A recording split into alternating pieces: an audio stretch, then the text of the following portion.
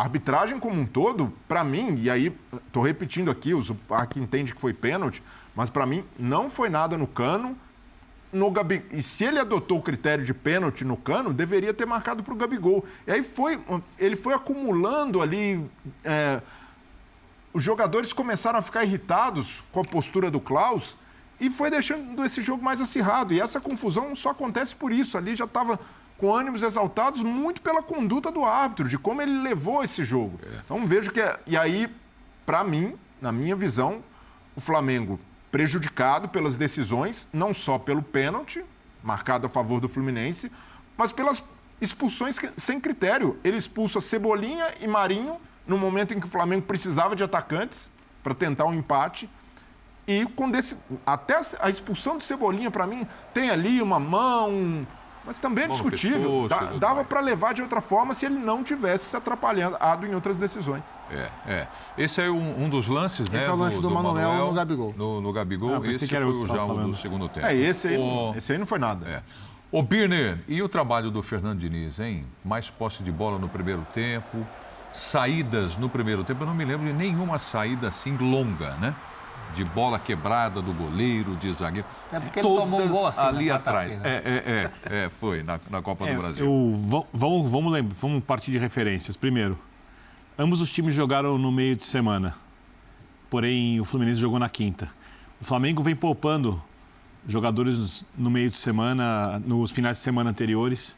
O Fluminense veio usando o time principal. Sempre.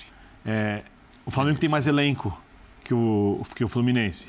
Ninguém discute, nenhum torcedor do Flamengo trocaria o seu elenco pelo do Fluminense. Eu acho que qualquer torcedor racional do Fluminense trocaria o seu elenco pelo elenco do Flamengo.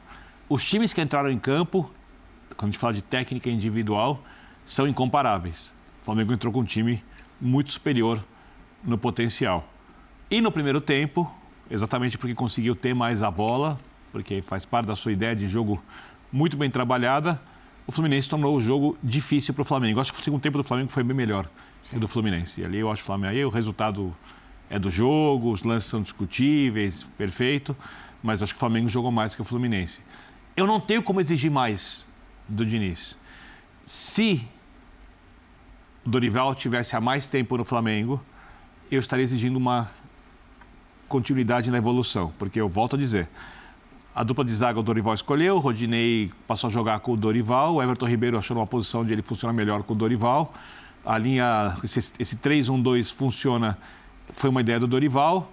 O Pedro começou a jogar muito e é o principal jogador, por enquanto, do Flamengo na temporada, junto, talvez com a Arrascaeta, talvez tenha uma discussão ali, depois que o Dorival chegou. Então, se o Flamengo está nas duas decisões das Copas, é porque o Dorival está lá. Então, elogios ao Dorival. Mas eu sei que o elenco pode render mais. O do Fluminense não pode. Então, para mim, o trabalho do Diniz é um trabalho que a gente tem que elogiar, aplaudir. Está na hora de virar essa chavinha da turma do anti-dinizismo. É preciso entender que ele fez um bom trabalho no São Paulo, que ele fez um bom trabalho no Fluminense, que ele é um técnico que está crescendo, melhorando cada vez mais. Não sei se vai continuar, se não vai continuar, mas o tamanho das críticas ao Diniz, para mim, tem muito a ver com o fato de ele não fazer aquilo que todo mundo fazia antigamente, e por algum motivo, e aí cada um tem o seu, dos que criticam ele de maneira muito agressiva, intensa, porque eu discordo de algumas decisões do Diniz também. E às vezes eu tenho críticas às coisas que o Diniz faz. Ele mexe no conservadorismo. Ele mexe demais e as pessoas se irritam demais com isso, e aí... Aconteceu. Futebol precisa andar, alguém precisa mexer. Olha o nível que está jogando o Samuel Xavier, né?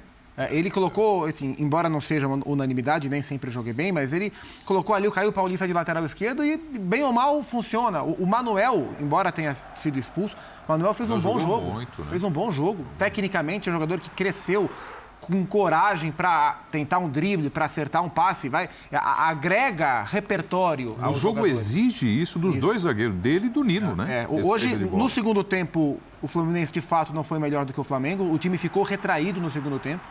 E aí o Flamengo passou a apertar mais. Na hora que o Fluminense conseguiu sair no segundo tempo, foi a hora que ele manteve a bola no campo de ataque e fez o segundo gol.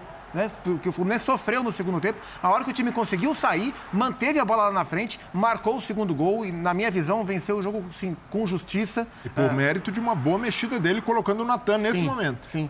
Você vê como no jogo contra o Corinthians, ele precisava atacar mais, que ele estava perdendo. Aí ele tira um volante para botar o Natan, tira o Wellington. Hoje, ele estava vencendo, então ele precisava encontrar um controle maior. Aí ele tira um atacante, o Matheus Martins, e bota o Natan. Então a noção dele sobre o elenco, ela é bem interessante, é um trabalho muito bom. Não é o melhor trabalho do ano, o Dorival tem o melhor trabalho para mim do futebol brasileiro na temporada. O Palmeiras será o campeão, o trabalho do Abel é espetacular, mas o que o Dorival fez no Flamengo, o crescimento, para mim é algo muito chamativo. Muito bom trabalho. Mas aí de um outro jeito, né? Um ataca a ilha por ar, outro pelo mar. E ganhar do Flamengo do Dorival é mais difícil que ganhar do Flamengo do Paulo Souza. É um outro jeito. E eu diria que o Dorival é o melhor técnico do ano, porque o Dorival ele foi espetacular do começo ao fim. Isso é discussão mais pra frente. No Ceará, ele fez a melhor campanha da história da primeira fase da Copa Sul-Americana. Foi pro Flamengo e transforma o Flamengo dessa maneira. É um nível altíssimo. O tempo inteiro que o Dorival esteve trabalhando na temporada, o nível até aqui. Ótimo trabalho do Dorival. Dorival é um dos únicos 2 técnicos que venceram o Palmeiras no Brasileiro, né? É verdade. Ele estava no Ceará. O Ceará foi o primeiro jogo, Ele e né? o Filipão, o primeiro de tudo. Eduardo. Mas o mérito do Diniz foi hoje, e acho que será sempre, digo sempre, porque quarta-feira, por exemplo, ele foi criticado, a gente falou de críticas ao Diniz, né, quando ele entra com o Wellington. Aí realmente, na minha concepção, seria dos volantes que ele tinha para substituir o André, o que tem menos características e dá o jogo que ele vinha desenvolvendo. E o André volta hoje e é um monstro no meio campo. Ajuda muito, né? Então o grande mérito hoje do Diniz foi a coragem. Porque todo mundo que tenta o milagre contra o Flamengo, fosse o São Paulo, fosse o Atlético Paranaense, tentará de novo, fosse o Corinthians, que agora na Copa do Brasil, se vê sempre diante daquele dilema, né? Segurar o Flamengo ou tentar ficar com a bola para incomodar o Flamengo. Isso é muito mais difícil. E se tem um time hoje no Brasil que tem condição de fazer isso, por característica de jogo, é esse Fluminense do Diniz. Incomodou muito hoje, eu concordo, mais no primeiro tempo, né? O segundo tempo foi rubro-negro, e poderia ter dado um outro resultado para a partida. Mas não é a primeira vez que ele faz isso. Ele incomoda o Flamengo e outros Flamengos desde a primeira passagem dele pelo Fluminense. Então não é por acaso, né? Muita gente critica o Diniz por supostamente ser um técnico vaidoso, apegado demais ao seu estilo, que não gosta de abrir mão dessa filosofia de jogo. E hoje é uma vitória com menos traços do dinizismo. Ele, em alguns momentos, abriu mão da posse de bola, entendeu que o Flamengo tinha uma superioridade técnica e consegue criar um antídoto. Tanto é que o gol do Fluminense sai de um Flamengo desajustado defensivamente e não necessariamente por envolvimento do Fluminense. Você diz com o troca segundo de passe. gol, né? O segundo gol. Então, é um Diniz que tem evoluído na carreira, que tem aprendido e que aos poucos se torna um técnico mais maduro. É questão de tempo para conseguir um título de expressão e, queira ou não, ainda está na briga, está ali.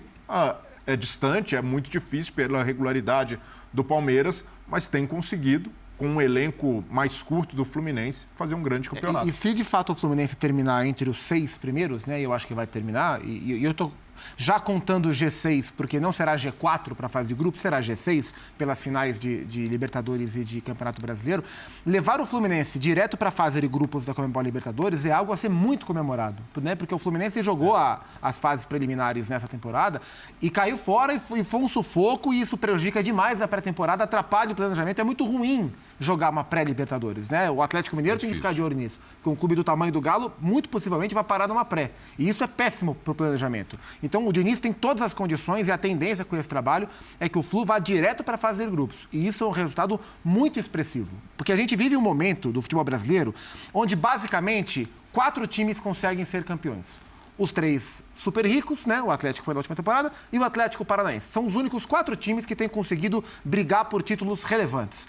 Então, os outros times não vão ser campeões, ou não têm conseguido ser campeões. E a gente tem que entender que existem outras boas maneiras de você ter uma grande temporada, uma boa temporada, um bom trabalho, sem ser campeão, porque poucos têm sido campeão. A gente tem que saber valorizar bom trabalho além só do título. Não enxergar apenas o carimbo de campeão como o sinônimo de um grande trabalho. Eu acho que o Diniz, o caso do Vitor Pereira, de maneiras diferentes, são trabalhos, e não sei se o Vitor vai ser campeão ou não, mesmo que não seja da Copa do Brasil, são bons trabalhos, diferentes trabalhos, mas que são bons independentemente de taças erguidas.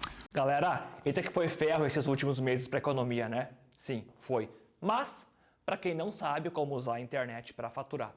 Pensando nisso, eu acabei de liberar um novo curso rápido, fácil e de graça, onde eu vou te ensinar exatamente isso, como usar a internet para faturar dinheiro, mesmo que qualquer coisa aconteça no mundo lá fora. Esse pequeno e rápido curso que eu estou te oferecendo agora é de graça e é para qualquer pessoa. Não importa o conhecimento, se é iniciante, se não quer aparecer, idade, onde mora, não importa nada. Tendo um computador ou um celular, é só isso que você precisa para aplicar e acompanhar o curso. E só para deixar claro, não é nada de digitação, multinível, revenda, convidar pessoas, pirâmide, investimento, nada disso. Clica aqui embaixo e dá uma olhada. É de graça mesmo.